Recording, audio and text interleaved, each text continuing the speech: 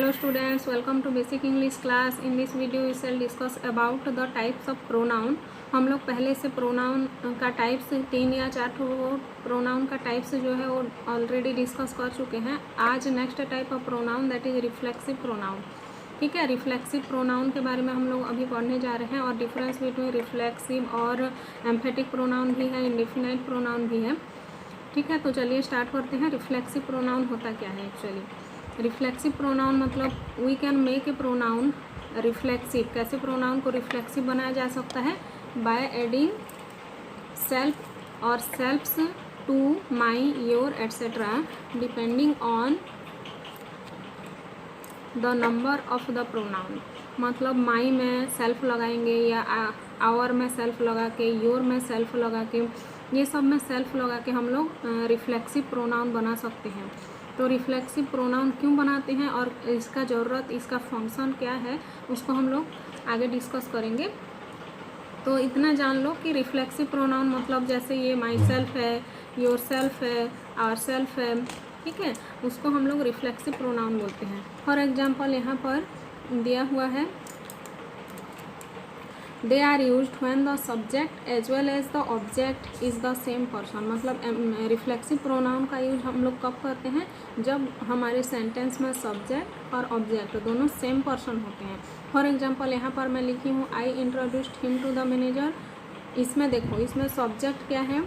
आई है. ओके, और इंट्रोड्यूस्ड मतलब ये वर्ब हो गया और हिम क्या है? ऑब्जेक्ट है. लेकिन यहाँ पर हम लोग रिफ्लेक्सिव प्रोनाउन का यूज नहीं किए हैं. क्यों? क्योंकि यहाँ पर सब्जेक्ट अलग है और ऑब्जेक्ट अलग है, इसलिए यहाँ पर रिफ्लेक्सिव प्रोनाउन का यूज नहीं हुआ है. नेक्स्ट में देखते हैं, वही सेम वर्ड से ही सेंटेंस बनाए हुए हैं. I introduced myself to the manager.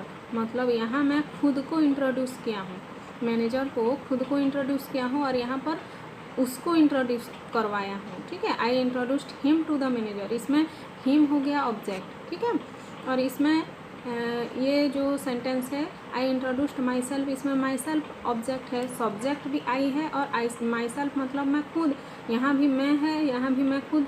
तो ये दोनों सब्जेक्ट और ऑब्जेक्ट दोनों सेम ही है, इसलिए यहाँ पर आई का माई सेल्फ जो प्रोनाउन है उसको यूज किए हैं. ठीक है, तो फिर reflexive pronoun can never be the subject of the sentence. और एक बात ध्यान रखना है कि रिफ्लेक्सिव प्रोनाउन सेंटेंस में सब्जेक्ट का काम कभी भी नहीं कर सकता. जैसे फॉर एग्जांपल समझेंगे तो आप लोगों को थोड़ा सा आसान हो जाएगा.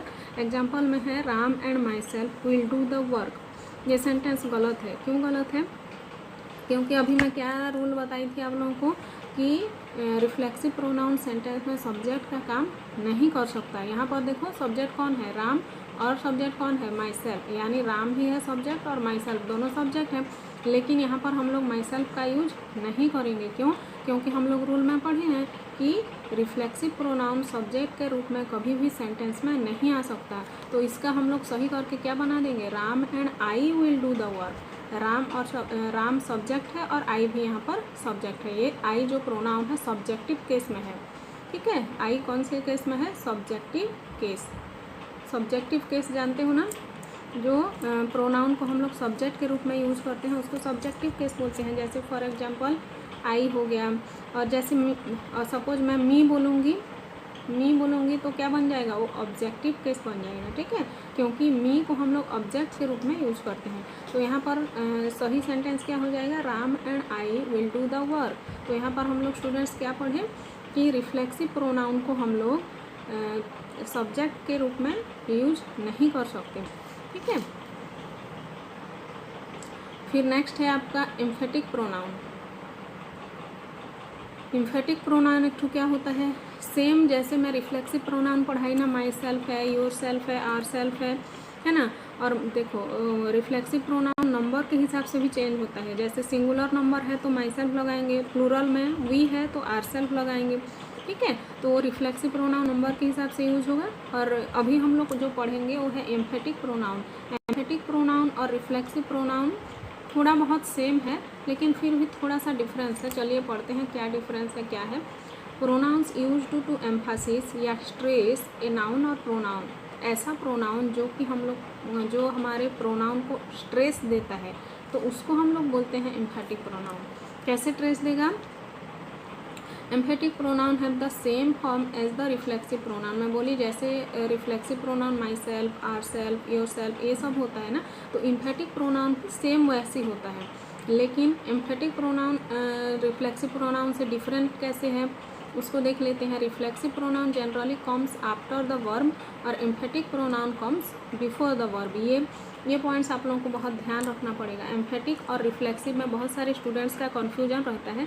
तो ये रिफ्लेक्सिव प्रोनाउन जो है वो जनरली वर्ब के बाद आता है, और एम्फेटिक प्रोनाउन क्या होता है स्टूडेंट्स कि वर्ब से पहले यूज होता है। तो चलिए वो कैसे होता है थोड़ा सा देख लेते हैं एग्जाम्पल में। ओके, फॉर एग्जाम्पल यहाँ दिया है I enjoyed myself a lot, और यहाँ I myself enjoyed a lot. यहाँ पर भी देखो माई सेल्फ है, ये भी प्रोनाउन है। यहाँ पर भी देखो माई सेल्फ है, ये भी प्रोनाउन है। तो मैं क्या बताई थी रूल में, जो वर्ब के बाद में आएगा वो हो जाएगा आपका रिफ्लेक्सिव प्रोनाउन। जैसे ये वर्ब के बाद में आया है, एन्जॉयड वर्ब है, वर्ब के बाद में आया है माई सेल्फ, तो ये क्या बन जाएगा हमारा रिफ्लेक्सिव प्रोनाउन। ओके,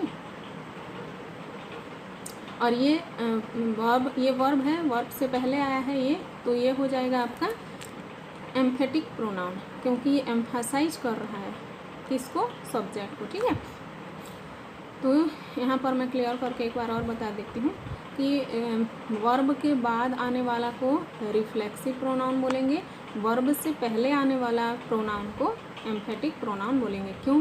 क्योंकि देखो यहाँ पर आई enjoyed myself a lot, यहाँ पर बोल रहा है कि मैं खुद बहुत एन्जॉय किया। ठीक है, और यहाँ पर देखो आई माई सेल्फ, मतलब मैं अपने आप को बहुत स्ट्रेस दे के बोल रही हूँ ना, I myself enjoyed a lot, मैं अपने आप में बहुत एन्जॉय किया।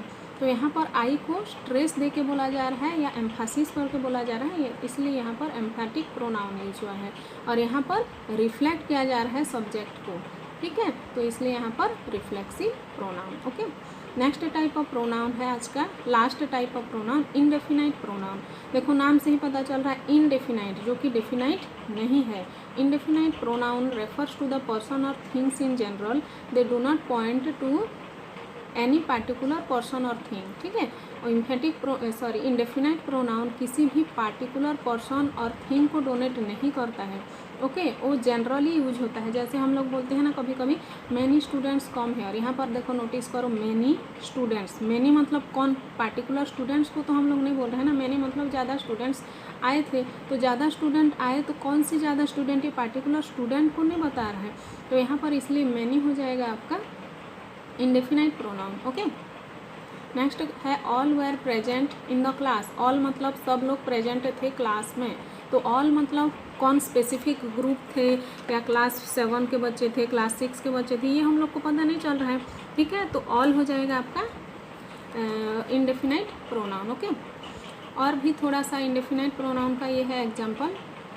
इंडेफिनाइट प्रोनाउन का एग्जाम्पल है जैसे एवरीबॉडी हो गया, everybody, somebody, anybody, nobody, someone, anyone, ये सब जो है ये आपका इंडेफिनाइट प्रोनाउन में आता है। ओके, इंडेफिनाइट मतलब जैसे एवरीबॉडी बोलूँगी, everybody was present in the class, मतलब क्लास में सब प्रेजेंट थे, सब हर एक व्यक्ति प्रेजेंट थे क्लास में। तो कौन हर एक व्यक्ति, हम लोग उसके स्पेसिफिक व्यक्ति के बारे में हम लोग को यहाँ नहीं बताया जा रहा है।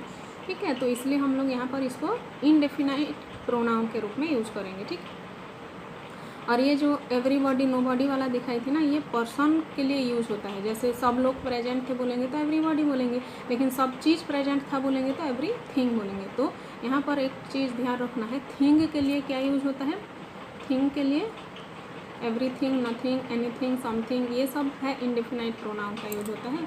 और पर्सन के लिए everybody, nobody, anybody, anyone, someone, ये चीज़ का यूज होता है। ठीक है, ये सब हो गया आपका इंडेफिनाइट प्रोनाउन। तो चलिए स्टूडेंट्स, हम लोग लगभग कवर कर चुके हैं टाइप्स ऑफ प्रोनाउन को।